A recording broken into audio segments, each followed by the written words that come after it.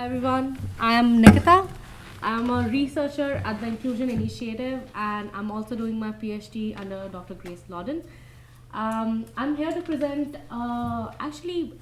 this is a blueprint, which is a toolkit that we made based on research that we did with people who come from lower socioeconomic backgrounds.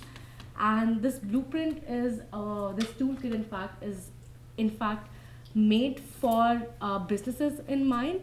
And while we are doing a research academic paper based on what we found, this one is specifically designed to be more action oriented, and I'll walk you through it. The idea for this research actually came um, when in the debut we were doing 200 diverse voices, and we interviewed 20 people who come from lower socioeconomic background.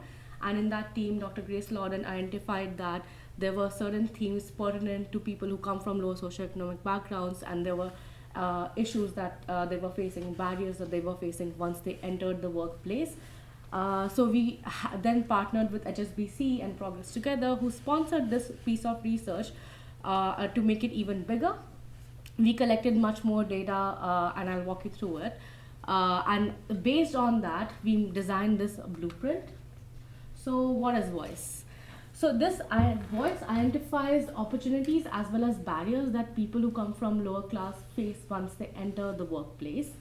We specifically interviewed people who are working in the financial sector in high paying jobs, all the blue collar jobs, but they come from a lower socioeconomic background. So, they are already upwardly mobile or socially mobile.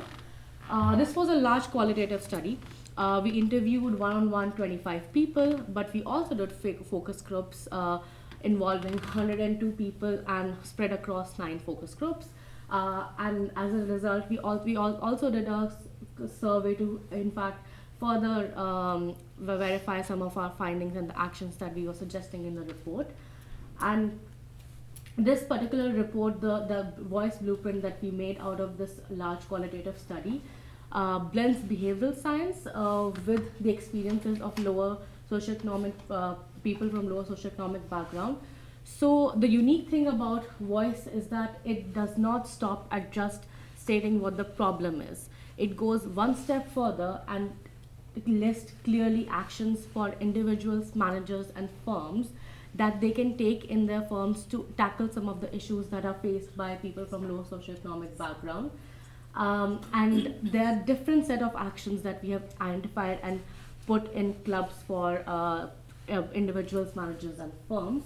And overall, it also takes the current research one step further. The current research has identified that people who come from lower socioeconomic background face barriers to entry in the workplace. But this piece of research takes it forward by focusing on retention and progression of these people beyond their entry into the workplace. So this directly looks at how do we tackle the class ceiling, which is called that people. Previous research has identified that how people who come from low socioeconomic backgrounds, once they enter the workplace, find barriers to promotion in the and go upward towards the senior leadership. And this piece of research specifically looks at how can we remove some of these barriers. So voice is as an acronym for the 5 themes that we found in our research, in our findings. We found that there were 5 key themes from the research thematic analysis that we did, and they are as listed. The first one is called voice and visibility. So we found that people who come from low socioeconomic backgrounds struggle to be heard in their firms, and they also struggle to be seen. So what does that mean is that we found that the participants described that their managers or senior leadership would bond on affinity based resources. For example, if you play golf, I play golf, they would have a chat, a conversation about those, and hence they would hear more on from people who either look like them or from our or like sound like them. They're from the same university or have a similar accent. And as a result, that people often from the lower socioeconomic background who do not have these same affinity as the ones in the leadership positions, they would lack out, they would miss out on getting this voice and visibility. And this of course impacts the careers of people from lower socioeconomic background, but this is very risky for businesses, because then it leads to other issues, behavioral issues called groupthink, where people tend to only listen to the voices of in the few individual and ignore the diversity in the what Grace was talking about, that you're not inclusive, you cannot reap the benefits of the diversity.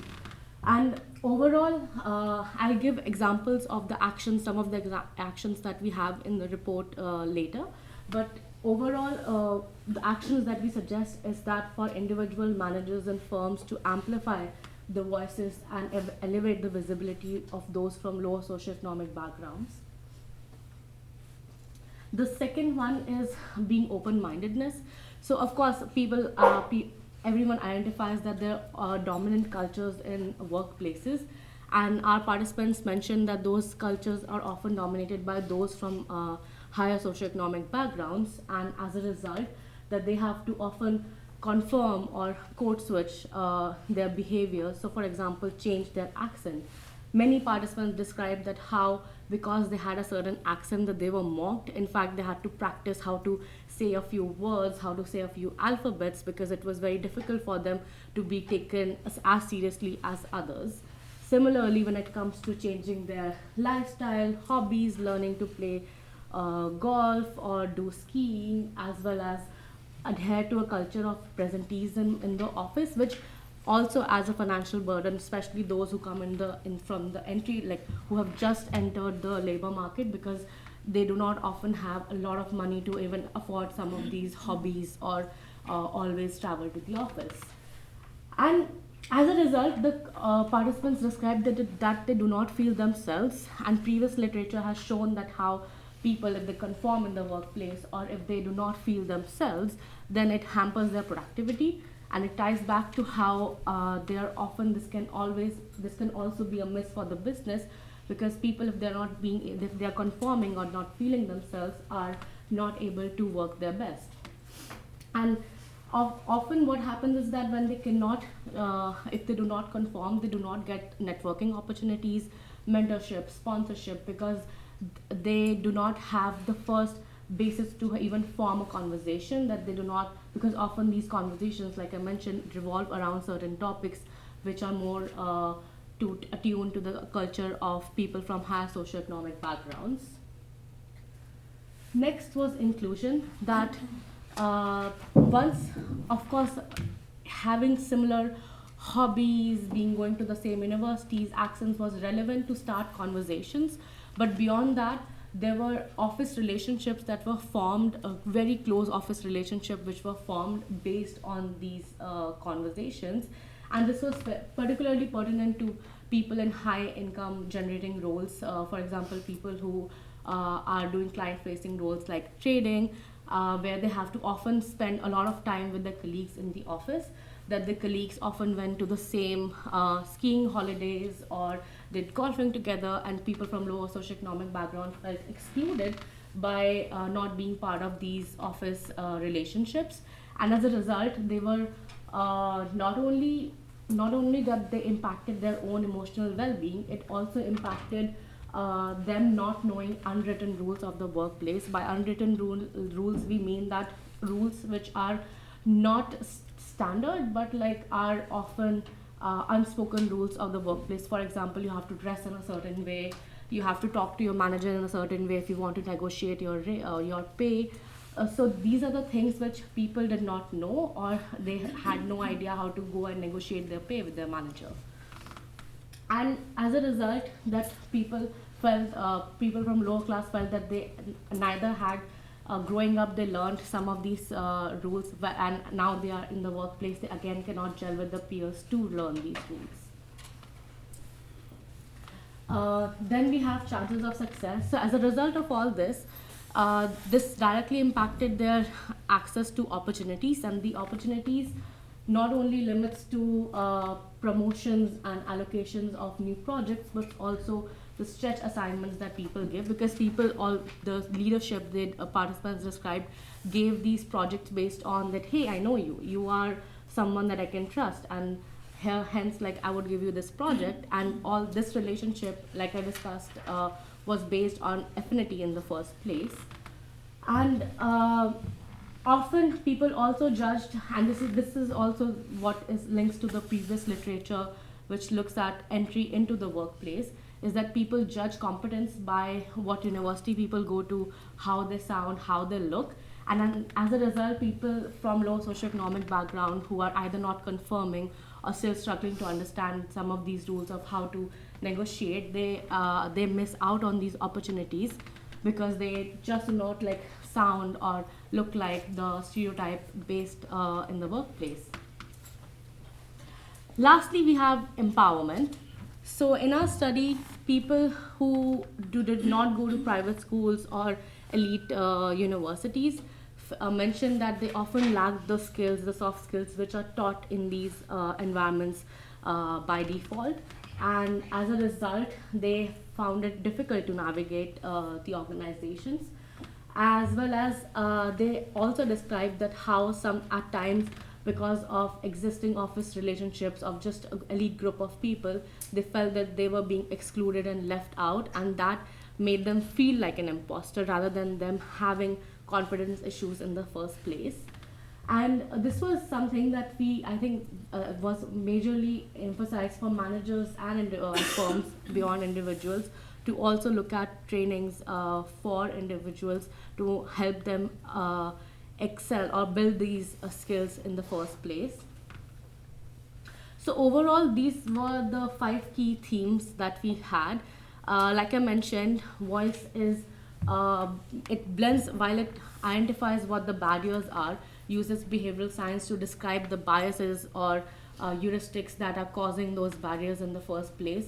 It also uses nudges from behavioral science to describe concrete action that you can take for all of the 5 mentioned pillars. So within there's a long report which mentions all these, describes the themes in detail, as well as it gives for every theme there are multiple actions, at least 5 to 7 per themes, that are there for individuals, managers, and firms to even like tackle some of the subcategory barriers that we described.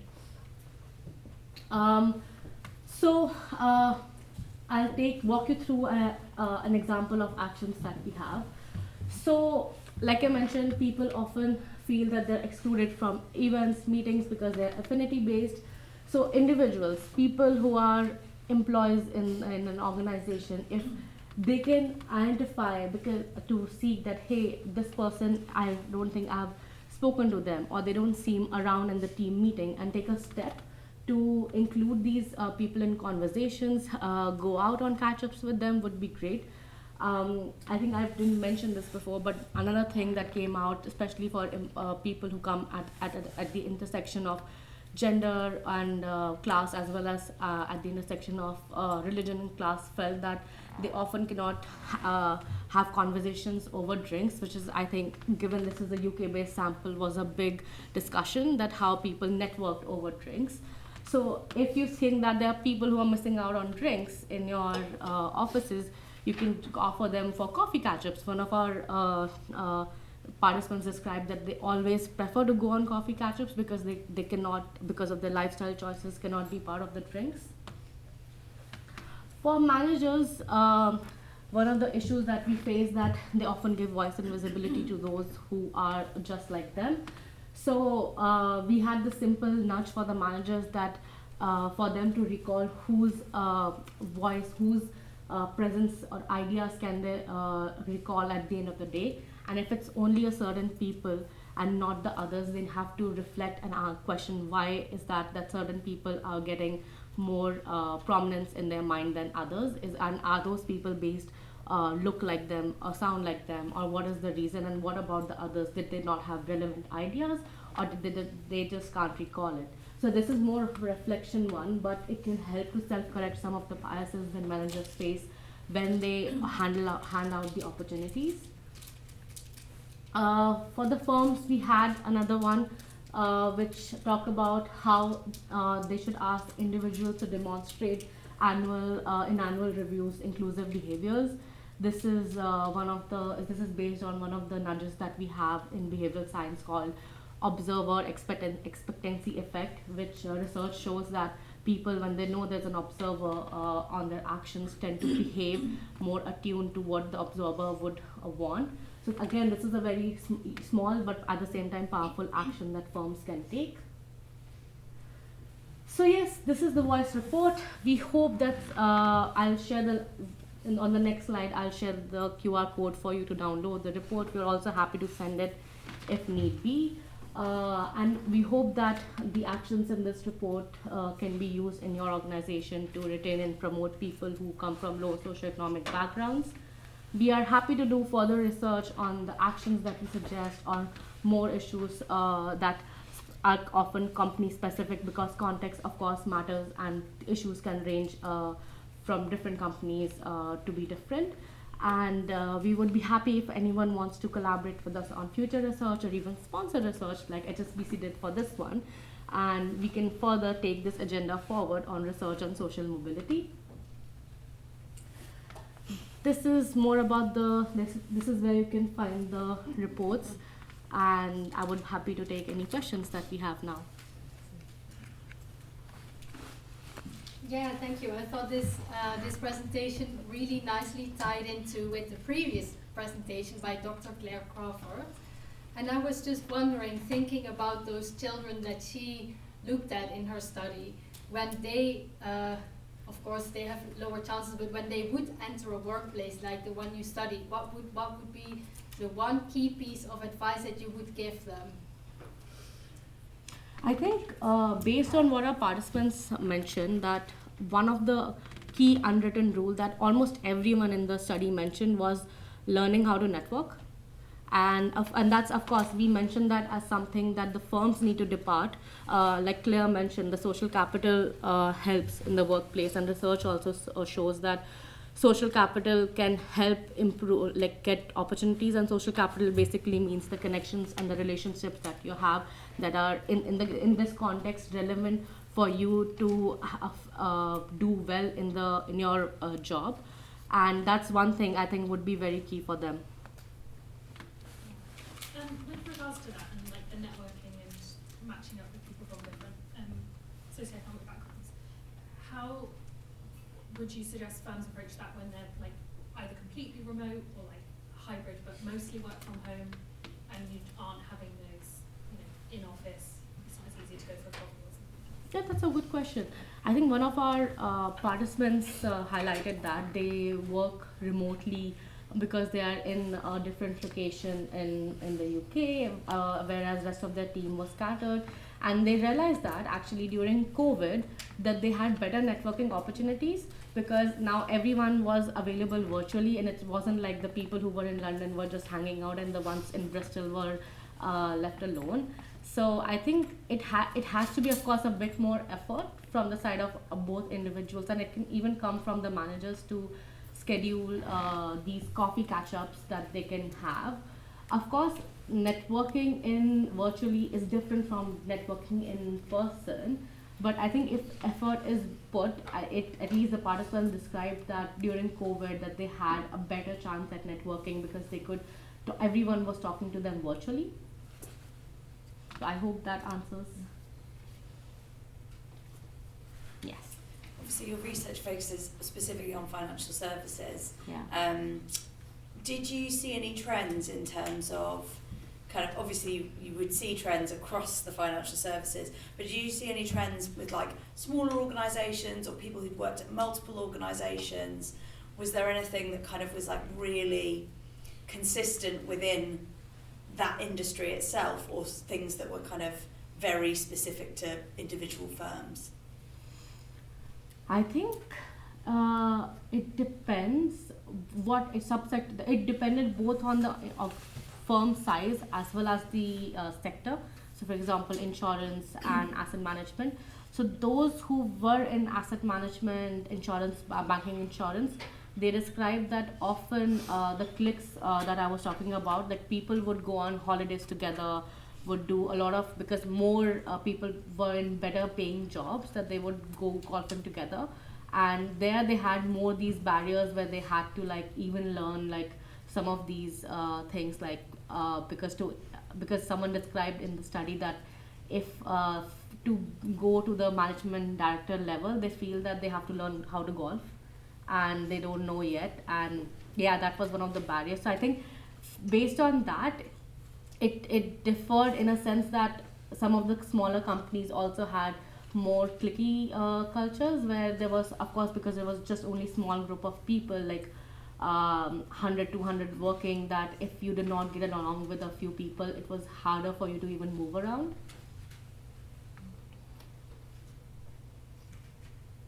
Any further questions? If there's no question. So you said you were low, right? So yesterday I spoke to Empirical, I don't know if you've heard of them. So they talked about research that they've done looking at the productivity of lawyers who come from different tiered universities. And it was really interesting that basically in almost all of their universe, there was no difference in productivity across, regardless whether you went to like Durham as compared to Oxford or something like that. Except in, I think it was 4 or 5 law firms where it mattered if you went to Oxford or Cambridge, but differently in each law firm, and they can explain it by the partner composition. So if the majority partner composition were from Oxford, you should choose to go to that law firm and vice versa. But for most firms, there was no productivity differences of these client negotiations. And the question in the back reminded me of an experiment that I've seen in a technology company. So in the company, they were really worried about more meetings happening after COVID. So they started decreasing their busy work meetings, but they also wanted people who were remote to get to know each other. So they did, I think it's actually called Icebreaker. You might guess which company this is. I think it's actually called Icebreaker on the Microsoft, where I would do Icebreaker and my icebreaker would be assigned with somebody over there who I haven't met. So maybe me and Johnny get to go for a coffee having not known each other yet. And that was a way to increase networking, but also decrease the meeting load. So it felt like a good thing to know. And it seems, they say, that worked pretty well. Thank you, Chris. Any last question? Okay, with that, I'll give it the stage to Dr. Paul Martin for the next presentation. Thank you.